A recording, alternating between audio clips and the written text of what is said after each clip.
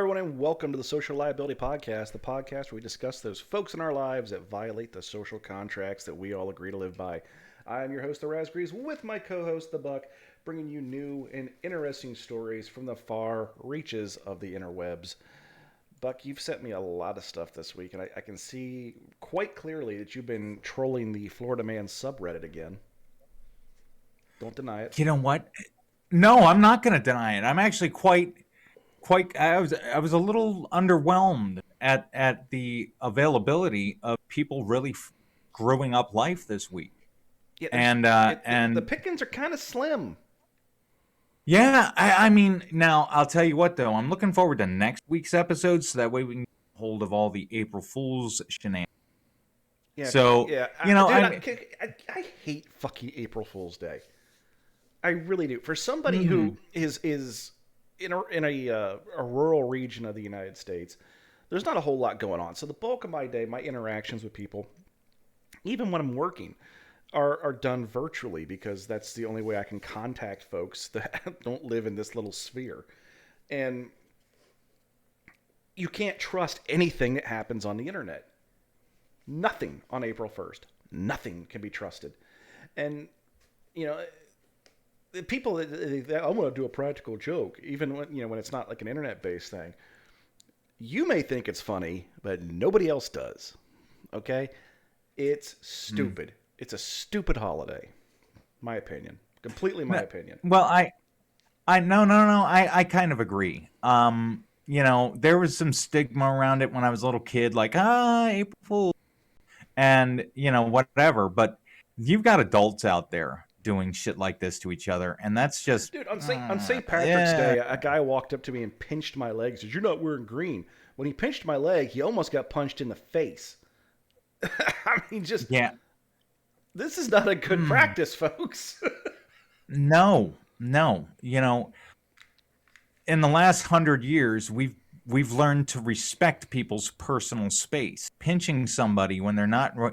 Especially I wouldn't even do it to a friend, much less a fucking stranger. Coworker. Or somebody, or a coworker. Coworkers, I'd do it to a stranger before I did it to a coworker. But either way, man, I've noticed a trend now that we're sitting here, talking about it. This is the week before April Fool's. Or the week of April Fool's, but essentially I'm looking articles yesterday. Before. It was yesterday, yeah. Yeah. But so I'm poaching articles from the prior week, and every time that, like, same thing with St. Patrick's Day, same thing with Valentine's Day, every time there's a day on the calendar that as a nation we celebrate, I find it very difficult to find stories the week before that happens. And I always wondered, like, I wonder if crazy is tidally locked to a calendar, because we always calm down the week before a calendar event, and then the calendar event hits, and then I can get all sorts of fresh new shit. And it's, but either way, man, I'm kind of excited to see what articles out of the handful you picked, and let's go ahead and dive right into it. What do we got up first? Well, the first one comes from WKBN 27 News. Robber in Warren asked victim to pinky promise not to report it. This is out of Warren, Ohio. A reported robbery victim told police that the robber made him pinky promise that he wouldn't call authorities after stealing $80 from him in Warren. The victim said the robbery happened near the Pit Stop gas station at 10:40 p.m. Let's just stop right there. Can we, as a society, agree that we no longer need to have gas stations referred to as the Pit Stop? It's not a chain. It is literally, it's one of those things where everywhere you go, there's a Pit Stop gas station. There's a Brothers Pizza. What else? Come on, folks. Original names. Just get on it. Yeah, the curl up and dye hair salon, that idea kind of went out in the 90s too. We can stop that one if we're just going to go ahead and... The curl up and dye hair salon? Yeah. I haven't seen that one. It's pretty bad. Yeah, it's pretty bad. Well, it's actually really good. Just kind of antiquated. But either way, we digress. Go back into it. The 22-year-old man said he was walking along Youngstown Road Southeast when he was approached by a man wearing a ski mask. There's your first indicator something's wrong. The man asked if he was a drug dealer, and when he responded that he wasn't, the robber pulled out a pocket knife and demanded money from him. What would have been your response if he was a drug dealer? You know what, though? I got to give the guy a little credit for vetting out your victims. You know, I mean, you don't want to overreach. You go and roll over a drug dealer, you're kind of biting off more than you can chew. It's a good qualifying question, in my opinion. You know, just putting it out there. According to the report, the victim estimated the robber took about $80 from him before making him pinky promise that he wouldn't call the cops. The robber then rode off on a bicycle. Police said the victim was not able to give them a good description of the robber as it was dark at the time of the robbery.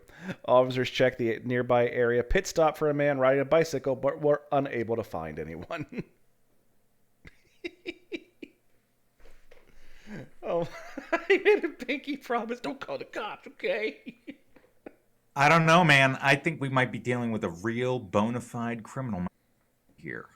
He's employing all of the lock and key strategies here, man. This is the guy in court. This is the guy that goes to court and says, "Your Honor, I would like to disqualify this witness. He did enter into a contractual agreement by pinky promising not to call the police." Yeah, I'm telling you, man. I'm telling you, this guy has got some ironclad rationale, man. Using the timeless gesture of the pinky promise to seal the coffin on your heist. I mean, I'd love to see this guy's flowchart. He's probably got a star date in his bedroom, lining out exactly how the heist is going to go. You know, flowcharts and everything. Vet out the victim. Are you a drug dealer? Yes. No go. No. Proceed to robbery.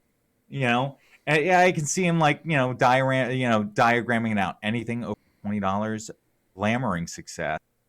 I mean, this dude scored and he got away with it. I got to give him all the credit in the world. Well, our next story. Well, I guess we got to rate this. I'm a pinky promise on a robbery, man.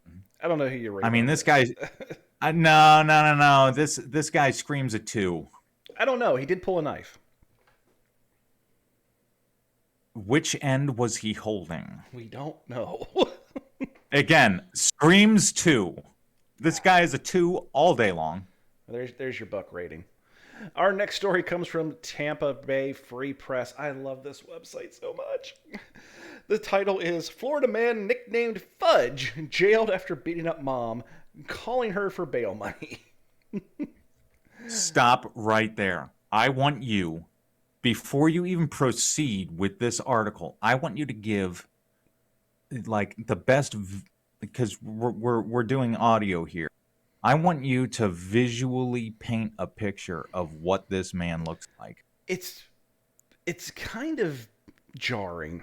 In one of the Star Wars prequels, there's this frog creature thing with this big thing hanging off its neck. Its neck's so fat. Visualize that to start with. He's hunched over, has that big waddle from his chin neck. It looks like his hair he's cut short, but was set on fire at some point. It honestly looks like burnt hair on his head. One eye needs to get off the unemployment line and get a job because it's the laziest damn thing I've ever seen, looking to the left. The other one's looking straight forward. His mouth is gaped open. His nose looks like a crooked road going down a country, down through the country. The guy's got a lot of moles. And everything is bloodshot. This is a visually disturbing looking image. Right. And so I'm going to summarize all of that by stating, if anybody wants to know if true love actually exists in the world, I suggest you look up our podcast, and this will probably be the thumbnail, and look at this photo, because somebody actually ensured this man made it this far in life. Well, in some way, shape, or form. Somebody loved him enough to get him through this far. Somebody actually did that. So We haven't done just, the thumbnails in a while because of I've been really lacking on the YouTube stuff. I need to get on that. But I do leave links in the description of the podcast to this. this photograph is a must see. If you just look it up really is. Florida man named Fudge, I'm sure you're gonna find it. It's visually disturbing. I want to say more about this man, but to spare everybody my rantings, we'll just dive right into it. Let's see what Fudge had to do. Scott Robert Kester, 45, also known as the one and only Scott Fudge, is behind bars in Marin County after taking an Uber to a grocery store, according to thevillagenews.com. Isn't villagenews.com the website for the villages? Isn't it? Let me look. I'm curious. It might be. Oh, I'm just surprised. I'm surprised somebody actually gave this man a ride. Well, it is. I really like. It is. No, I don't even care. Like this, true love exists, and people will do anything for money. We are learning all sorts of real, like, truths of the world based on this article alone. We've only read 2 sentences, and we've already got 2 facts, 2 checks in a box. Well, Kester, 45, was under community control sentence that requires him to remain in his home where he lived with his mom. But against all odds, Kester was determined to get to the Winn-Dixie and violate the court order. This arrest triggered an investigation where authorities learned that Kerster, maybe Kerster, Kerster, has attacked his mother a month earlier outside a Beef O'Brady's location. The judge ordered there be no contact between Fudge and his mother. After being in jail overnight on March 20th, Kester needed $1,000 in bail money, and his mom was only a phone call away. According to thevillagenews.com, Kerster, told his mother that the bail was set $1,000. He also advised her he could not return to their home per the judge's order. His mother told him she would call once she had an opportunity to speak to a lawyer. Calling his mother violated the no-contact order and pushed Fudge deeper into trouble.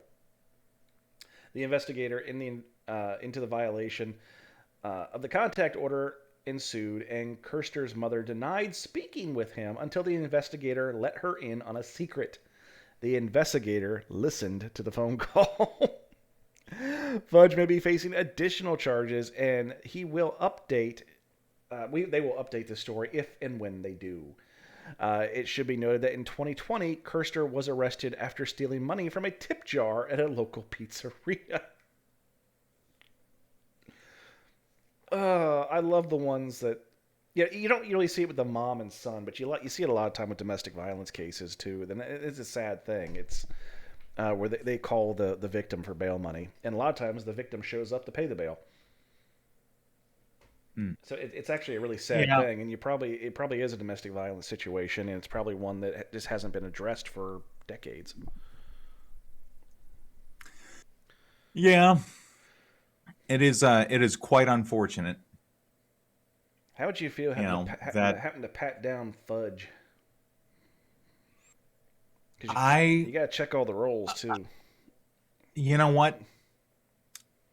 We have quite. I can smell this picture, dude.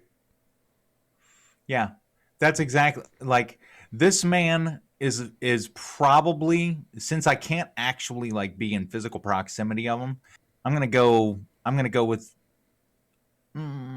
conservatively, he's offensive to at least 3 of my 5 senses. I mean, it'd be rough having him as an inmate.